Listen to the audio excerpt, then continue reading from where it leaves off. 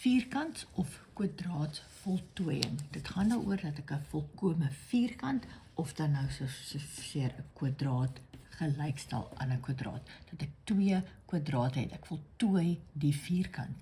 Nou, ek gaan dit eers doen met vergelykings, wat ek dink 'n klein bietjie makliker is, maar ons kan dit ook doen met faktorisering, want daar is 'n groot verskil tussen 'n vergelyking en 'n faktorisering. Wanneer ek faktoriseer, is my antwoord in hakkies en dan is ek klaar.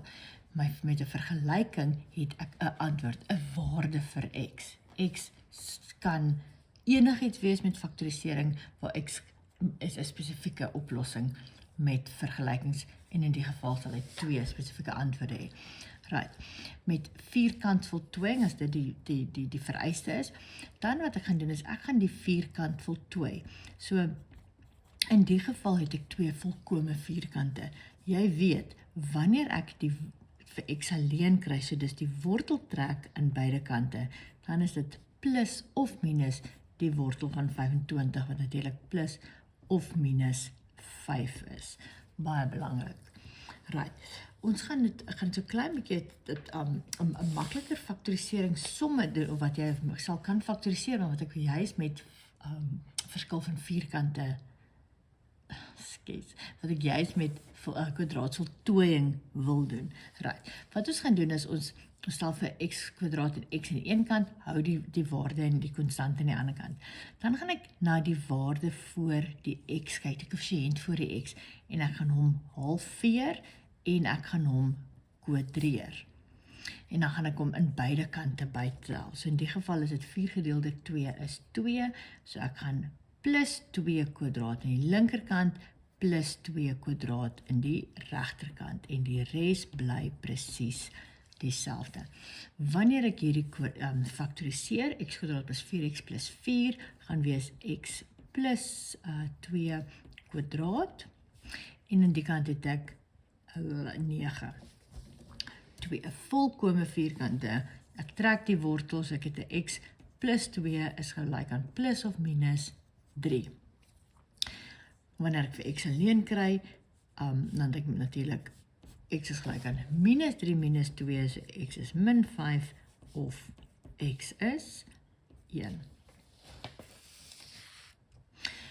Wanneer ek, kom ons sê nou maar 'n klein bietjie moeiliker voorbeeld gaan doen, as ek met 'n breek gaan werk.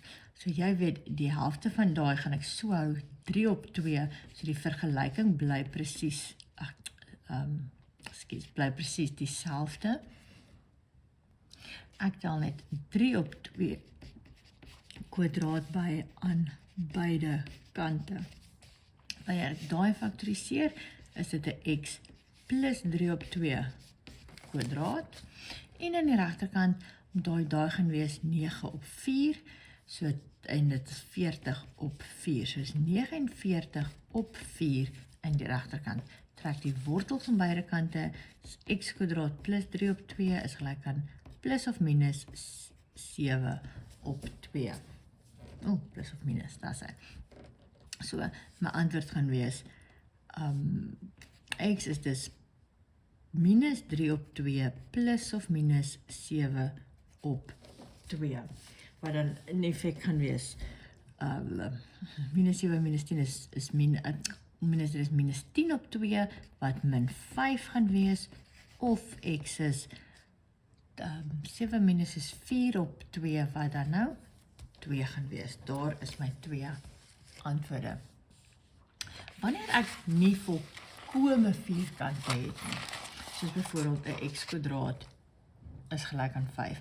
Al wat ek doen is, ek trek steeds die wortel, so x gaan wees plus of minus die wortel van 5.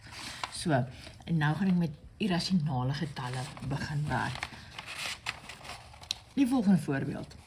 Selfde is elke keer, ek vat daar die koëffisiënt van x, deel dit deur 2 en ek kwadreer dit, en ek tel dit aan beide kante by. So my vergelyking lyk so, wat tel ek by? Ek tel 4 kwadraat by. 4 kwadraat aan beide kante. Ek skryf dit so, want dit maak my makliker om te faktoriseer.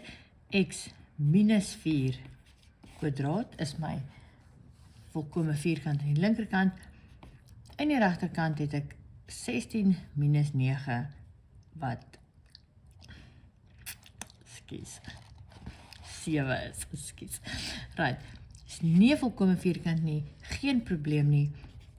X min 4 is gelyk aan plus of minus die wortel van 7. Ek hoef dit nie te vereenvoudig nie, selfs ons sakrekenaars vereenvoudig dit nie, wanneer hy dit vir jou gee as 4 plus of minus wortel 7.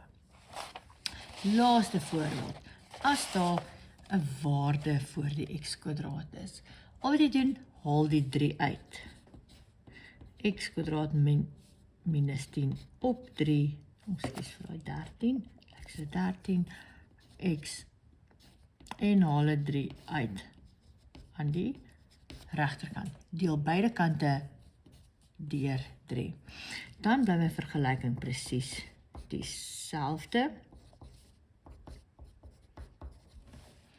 Wat doen ek? Ek vat die helfte van hom kwadraat. Die helfte van 10 is 5. 5 op 3 kwadraat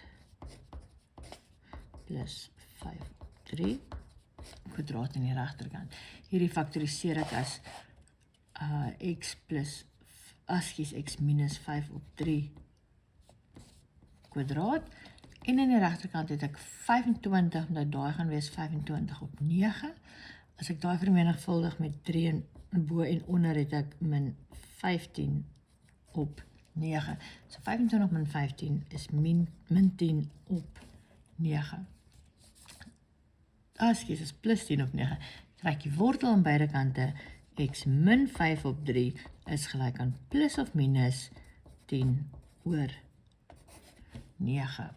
Wat natuurlik onderste wortel raak 3, wortel 10 plus of minus x raak 5 op 3. So wanneer ek hierdie vereenvoudig, die mooi manier sou ek sê om dit te skryf, gaan ek, gat, van die skerm af, ekskuus, op 3.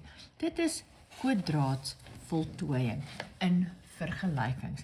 Wanneer ek presies dieselfde vraag gee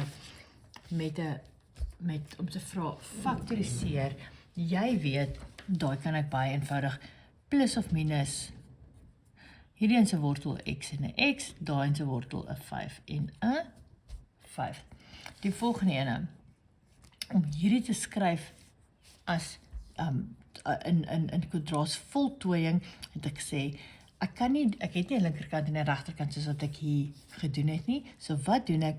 Ek tel 2 kwadraat by en ek trek dit ook af.